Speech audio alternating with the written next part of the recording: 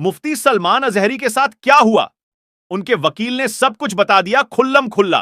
तो दोस्तों, उनके चाहने वालों के लिए यह खास वीडियो जल्दी देखें और ज्यादा से ज्यादा आगे शेयर करें। आज आपके सामने मुफ्ती सलमान अजहरी से जुड़ी सनसनीखेज खबर आपके सामने लेकर आए हैं।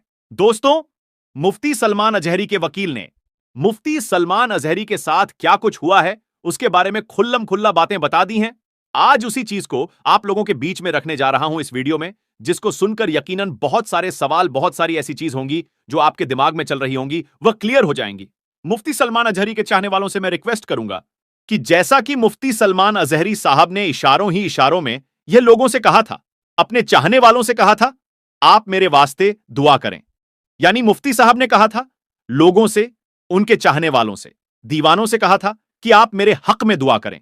तो मैं भी वही बात कहूंगा दोस्तों, आप चैनल को सब्सक्राइब करना है तो करें, नहीं करना है तो नहीं करें, कोई बात नहीं है। लाइक करना है तो करें, नहीं करना तो मत कीजिएगा, तो भी कोई बात नहीं है। लेकिन मैं रिक्वेस्ट इतना करूंगा कि मुफ्ती सलमान अजहरी साहब के लिए आप लोग दुआ करें, ताकि जो सख्त वक्त है, जो इम्तिहान की घड़ी उनके लिए चल रही है, अल्लाह तबारक व तआला इस इम्तिहान की घड़ी में उनको कामयाबी व कामरानी अता फरमाए।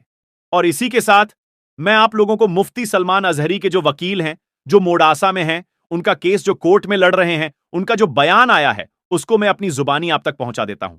दोस्तों, मुफ्ती सलमान अजहरी जब मोडासा के केस में डीएसपी कार्यालय जा रहे थे, तो आपने देखा था कि किस तरीके से थके थके, बुझे बुझे, रुके रुके वह लग रहे थे।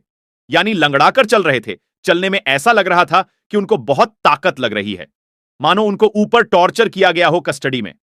तो दोस्तों, ये तमाम सवाल थे लोगों के, कयास थे। तो आखिर उनके साथ क्या हुआ? उनके वकील ने क्या कुछ बताया? मैं आपको बता दूं कि सबसे पहले मुफ्ती सलमान साहब के वकील जो मोडासा में केस लड़ रहे हैं, जहां पर उनको एसएससी एसटी का एक्ट लगा दिया गया है, यानी उन्होंने अपने बयान में यह कहा था कि आज मुसलमानों का जो मौजूदा हाल है वह दलितों से भी गया गुजरा हुआ है। इस तरीके की वह बात कहे थे। अब इसी पर उनके ऊपर एससी एसटी का एक्ट भी लगाया गया है। अब इस पर अदालत के सामने जिराह भी हुआ, अदालत के सामने बहस भी हुई। तो जो बात तो उनके वकील साहब ने कही, उनके वकील ने यह कहा कि मुफ्ती साहब को अदालत में यह कहा गया कि आप अगर धार्मिक कार्यक्रम में गए तो आप किसी पर किसी धर्म या किसी धर्म विशेष या किसी समुदाय के लिए आप तुलना क्यों कर रहे थे, तुलनात्मक बयान क्यों दिया? तो दोस्तों, उनके डिफेंस में भी यह बात कही गई कि यह तो सच्चर रिपोर्ट में कहा गया है।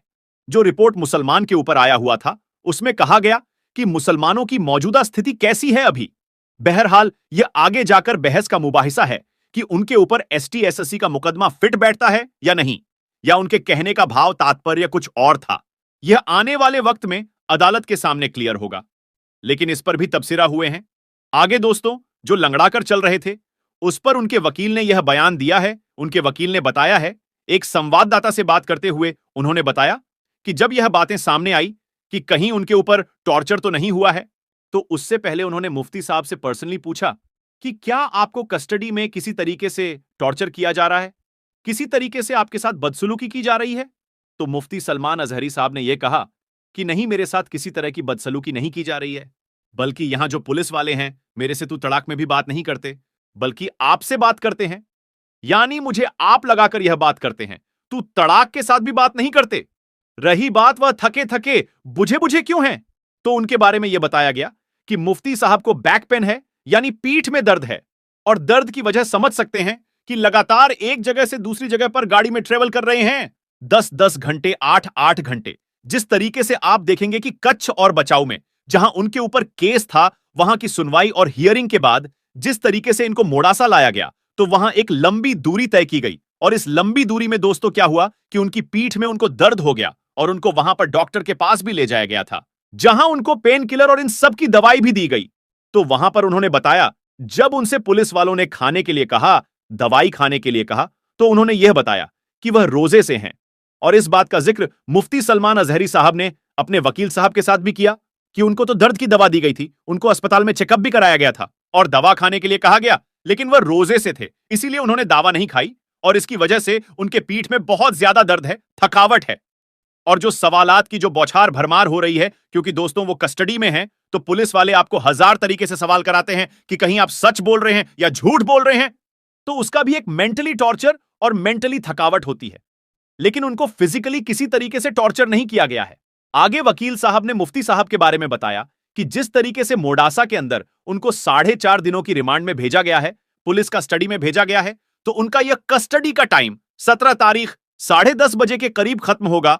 और उनके वकील ने यह कहा कि हम लोगों ने पूरी तैयारी कर ली है, जैसा ही 10:30 बजे 17 तारीख को उनका कस्टडी समाप्त होगा, उसी दिन हम लोग 1 से 1:30 बजे के करीब अदालत में बेल का पिटीशन दायर कर देंगे और इस दौरान बात मुबाहिसा होगा, बातचीत होगी और 20 तारीख तक उम्मीद है कि उनको जमानत मिल जाएगी।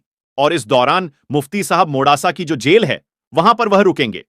इधर जब उनसे पूछा गया कि जिस तरीके से मुफ्ती साहब पर एक के बाद एक केस डाल दिया जा रहा है, यानी उनको एक जगह पर बेल मिलती है तो दूसरा केस लगा दिया जाता है, इस पर क्या आपने हाईकोर्ट का रुख करने की कोशिश की है? तो इस पर उनके वकील का कहना था कि हम लोगों की बात और वकीलों की बात जो है वो मुफ्ती सलमान अजहरी साहब के बड़े भाई से चल रही है और उनकी तरफ से हम लोग मिलकर इस तरीके की चीजों को रोकने के लिए हम हाईकोर्ट का दरवाजा भी खटखटाएंगे। तो यह बात एकदम ऑथेंटिक स्रोत से निकलकर सामने आई है, जो मैंने आप लोगों के सामने रखी, जो किसी भी तरीके से झूठ और बालगाड़े चीज, डुप्लीकेट चीज में ना जाएं। और इसका पता अगर आपको करना है तो जिससे करना है, पीआरएलडी टीम है, क्या क्या टीम है, उन तमाम चीजों से आप पता कर सकते हैं।